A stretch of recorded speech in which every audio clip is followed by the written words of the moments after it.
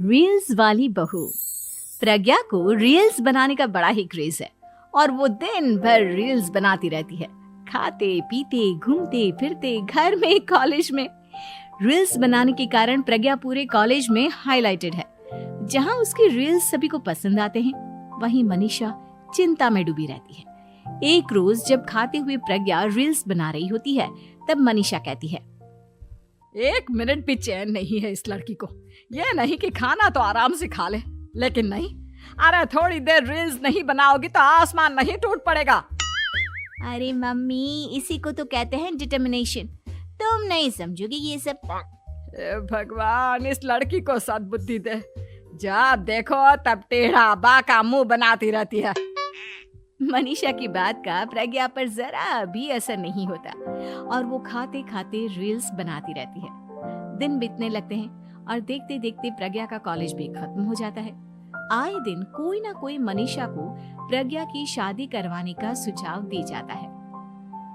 सब ठीक ही कहते हैं, प्रज्ञा की शादी कर देनी चाहिए। अपने घर के काम काज में व्यस्त हो जाएगी तो खुद ही ये रील्स और नाच गाना बंद हो जाएगा। मनीषा और प्रेम प्रज्ञा के लिए एक अच्छा लड़का ढूंढने लगते हैं और तभी विकी का रिश्ता प्रज्ञा के लिए आता है, जिसने प्रज्ञा को उसकी रील्स देखकर पसंद कर लिया था। अगले दिन विकी अपने माता पिता के साथ प्रज्ञा के घर पहुंच जाता है और प्रज्ञा साड़ी पहने हाथों में चाय की ट्रे लिए उनके सामने आती है। जब विकी को पसंद है तो हमें भी बहू पसंद है। बहन जी, आप बारात की तैयारी कीजिए। एक बार लड़का लड़की अकेले में बात कर ले तो अच्छा रहेगा। हाँ हाँ, क्यों नहीं। मनीषा विकी को प्रज्ञा के कमरे में भेजती है, जहां प्रज्ञा पहले से ही रील्स बना रही होती है। तभी विकी कहता है, आ गए आपके साजन जी। हमारे साथ ये रील्स कंप्लीट करती तो और भी अच्छा रहता। अच्छा जी, अब आ ही गए हैं तो बना ही लेती हूँ आपके साथ। दोनों मिलकर रील्स बनाते हैं। जब वी मीट और तुरंत पोस्ट भी कर देते हैं। फिर विकी कहता है, जब आप साड़ी में चाय लेकर आए तब मुझे लगा कि कहीं मैं गलत घर में तो नहीं आ गया। अब सही है। दोनों की शादी पक्की हो जाती है और शादी के दिन भी प्रज्ञा रील्स बनाने से चूकती नहीं। यहाँ तक कि बारात के समय भी नाचते हुए रील्स बनाती है। सभी लोग प्रज्ञा की तारीफ के पुल बांध देते हैं और प्रज्ञा नाचती गाती अपने ससुराल चली जाती है। सब कुछ अच्छा चल रहा होता है। प्रज्ञा यहाँ भी दिन भर हर चीज की रील्स बनाती रहती है। लेकिन कुछ दिनों के बाद जब सुनीता कहती है, बहू, ये रील्स के साथ साथ कुछ काम भी कर लिया करो। वैसे तुझे और क्या क्या बनाना आता है? मम्मी जी, वैसे तो सब कहते हैं कि मैं सब कुछ अच्छा बनाती हूँ, लेकिन मुझे लगता है कि मैं मैगी अच्छा बना लेती हूँ। हाँ, कॉफी भी अच्छा बना लेती हूँ और मुंह तो सबसे अच्छा बना लेती हूँ। हैं? अच्छा अच्छा। सुनीता अपना माथा पकड़ लेती है और कहती है, बहू, कुछ खाना बनाना भी सीख लेती। मम्मी जी, मैं लंबी प्लानिंग कर रही हूँ।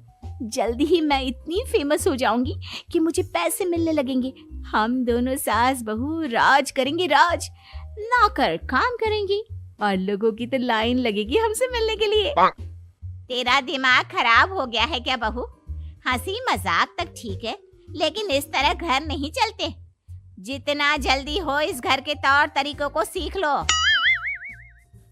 प्रज्ञा मुंह घुमाकर चली जाती है और तुरंत उसी वक्त एक रील बनाती है। ये देख सुनीता का गुस्सा 7वें आसमान पर चला जाता है और विकी के घर आती ही सुनीता उसे सब कुछ बताती है। विकी भी अब प्रज्ञा की इन हरकतों से परेशान हो जाता है। तुम टेंशन मत लो मम्मा, मैं देख लूंगा। विकी कमरे में जाता है तो देखता है कि प्रज्ञा रील्स बना रही है। विकी बड़े ही प्यार से प्रज्ञा से कहता है, प्रज्ञा, इन सब के लिए मैं तुम्हें मना नहीं कर रहा हूँ, लेकिन फिर भी हर वक्त तो ये अच्छा नहीं लगता ना। समझने की कोशिश करो, मुझे भी तुम्हारा थोड़ा वक्त चाहिए।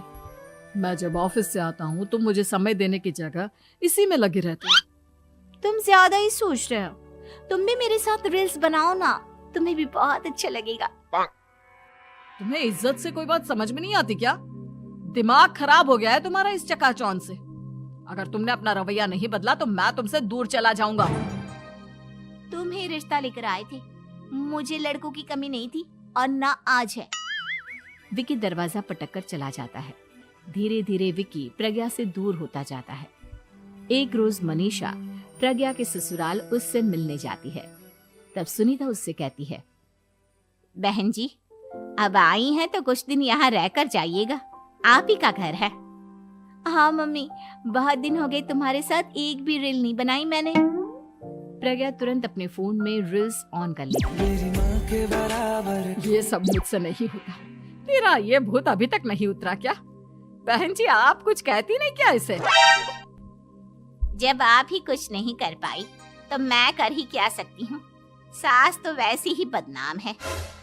शाम को घर की लाइट चली जाती है और मनीषा प्रज्ञा से कहती है, मेरे घुटनों में बहुत दर्द हो रहा है, तू लाइट का कुछ इंतजाम करना बेटा।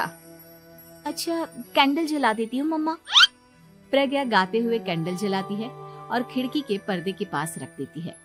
मनीषा, जिसे बहुत दर्द हो रहा है, वो सो जाती है और प्रज्ञा हमेशा की तरह अपने रील्स में लग जाती है। उधर कैंडल की वजह से पर्दा आग पकड़ लेता है और मनीषा के कमरे में आग लग जाती है। बचाओ, कोई है, बचाओ। सभी भागते हैं और विकी कमरे की आग बुझाने में लग जाता है, लेकिन तब तक मनीषा आधी जल चुकी थी। मनीषा की हालत देख प्रज्ञा रोने लगती है। विकी मनीषा को तुरंत हॉस्पिटल ले जाता है और उसे एडमिट कराता है। विकी प्रज्ञा से कहता है, देख लिया ना, तुम्हारे इस नाच गाने की वजह से आज तुम्हारी माँ की जान जाते जाते रह गई। अब पता नहीं तुम और क्या चाहती हो। उधर डॉक्टर कहते हैं, इनकी हालत बहुत नाजुक है, आधे से ज्यादा जल चुकी है। प्रज्ञा रोती हुई मंदिर में जाती है और भगवान के आगे जाकर कहती है, भगवान, मेरी माँ को ठीक कर दो। मैं कसम खाती हूँ, हाथ से ये रील्स बनाना छोड़ दूंगी। बस मुझे मेरी माँ वापस मिल जाए।